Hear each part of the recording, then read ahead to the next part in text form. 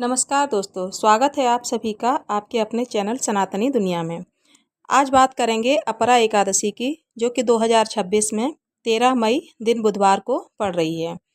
अपरा एकादशी की कथा बहुत ही पवित्र और चमत्कारी मानी जाती है। यह कथा केवल एक राजा की मुक्ति की कहानी नहीं है, बल्कि यह सिखाती है कि ईर्ष्या, लालच और अधर्म का अंत हमेशा ही दुखद होता है। जबकि भगवान विष्णु की भक्ति और एकादशी व्रत मनुष्य को बड़े से बड़े संकट से मुक्ति कर सकता है।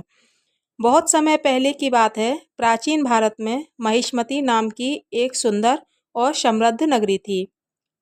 उस नगरी के राजा थे महिध्वज। राजा महिध्वज बहुत ही धर्मात्मा, दयालु और न्यायप्रिय शासक थे। उनकी प्रजा उन्हें पिता के समान मानती थी। राज्य में हर तरफ सुख और शांति थी। गरीबों की सहायता की जाती थी, मंदिरों में पूजा होती थी और लोग धर्म के मार्ग पर चलते थे। राजा स्वयं भी भगवान विष्णु के परम भक्त थे। वे प्रतिदिन सुबह स्नान करके मंदिर जाते, भगवान की पूजा करते और फिर राजकाज संभालते थे।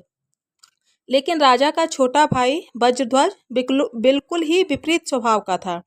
वह क्रोधी, लालची और अत्यंत ही ईर्ष्यालु था। उसे यह सब बिल्कुल भी पसंद नहीं था।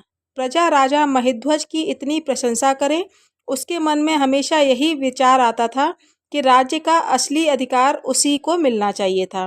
धीरे धीरे उसके मन की ईर्ष्या नफरत में बदल गई। एक दिन वज्रध्वज ने सोचा कि जब तक महिध्वज जीवित है, तब तक उसे कभी राजगद्दी नहीं मिलेगी। उसने अपने ही भाई को मारने की एक योजना बना ली। एक अमावस्या की अंधेरी रात थी। पूरा महल सो रहा था। राजा महिध्वज अपने कक्ष में भगवान विष्णु का स्मरण करते हुए विश्राम कर रहे थे। तभी वज्रध्वज चुपके से उनके कक्ष में गया। उसके हाथ में तलवार थी। क्रोध और लालच में इतना अंधा हो गया था वो कि उसने सोते हुए राजा की हत्या कर दी। हत्या करने के बाद भी जब उसका मन शांत नहीं हुआ, उसने सैनिकों को भी कुछ नहीं बताया। रात के अंधेरे में वह राजा के शरीर को जंगल में ले गया और पुराने पीपल के पेड़ के नीचे दबा दिया। फिर महल लौटकर उसने झूठ अफवाह फैला दी कि राजा अचानक ही कहीं चले गए हैं। लेकिन धर्मात्मा राजा की अकाल मृत्यु हुई थी, इसीलिए उनकी आत्मा को शांति नहीं मिली।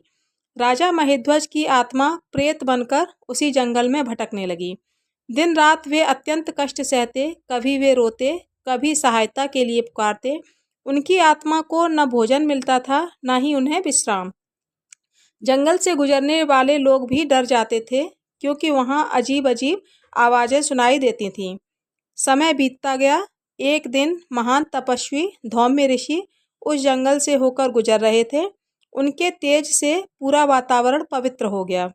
जैसे ही वे उस पीपल के पेड़ के पास पहुँचे, उन्हें दिव्य शक्ति से आभास हुआ कि यहाँ कोई दुखी आत्मा भटक रही है। तभी राजा महिध्वज की प्रेत आत्मा प्रकट हुई। वह अत्यंत दुखी और कमजोर दिखाई दे रही थी। उसने हाथ जोड़कर ऋषि से कहा, हे मुनिवर, मैं इस राज्य का पूर्व राजा महिध्वज हूँ। मेरे छोटे भाई ने लालच में आकर मेरी हत्या कर दी। अकाल मृत्यु के कारण मैं प्रेत योनि में भटक रहा हूँ। कृपा करके मुझे इस भयानक कष्ट से मुक्ति दिलाइए। धौम्य ऋषि को उस धर्मात्मा राजा पर बहुत दया आई। उन्होंने ध्यान लगाया और फिर बोले, राजन, तुम्हारी मुक्ति का उपाय है भगवान विष्णु की कृपा। जेठ मास के कृष्ण पक्ष में आने वाली अपरा एकादशी अत्यंत ही पुण्यदायी है। मैं इस व्रत को विधि पूर्वक करूँगा, उसका पुण्य तुम्हें समर्पित करूँगा। एकादशी का दिन आया। धौम्य ऋषि सुबह ब्रह्म मुहूर्त में उठे। उन्होंने नदी में स्नान किया, स्वच्छ वस्त्र धारण किए और भगवान विष्णु की पूजा की। पूरे दिन उन्होंने उपवास रखा, विष्णु मंत्रों का जाप किया और रात भर जागरण किया। अगले दिन द्वादशी पर उन्होंने विधि पूर्वक पूजा संपन्न की और व्रत का सारा पुण्य राजा महिध्वज की आत्मा को अर्पित कर दिया। जैसे ही व्रत का पुण्य राजा को प्राप्त हुआ, उसी क्षण उनके प्रेत शरीर से दिव्य प्रकाश निकलने लगा।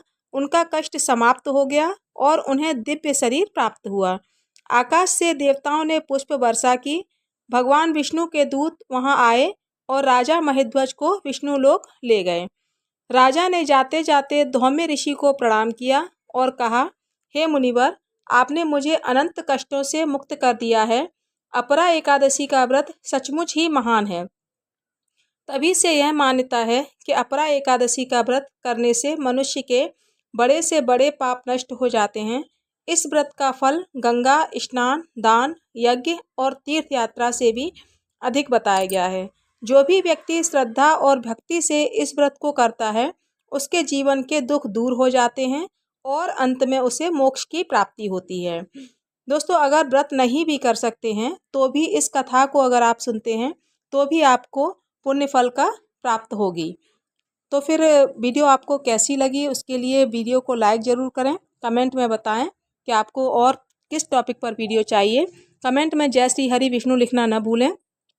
मिलती हूँ अगली वीडियो में, तब तक के लिए धन्यवाद।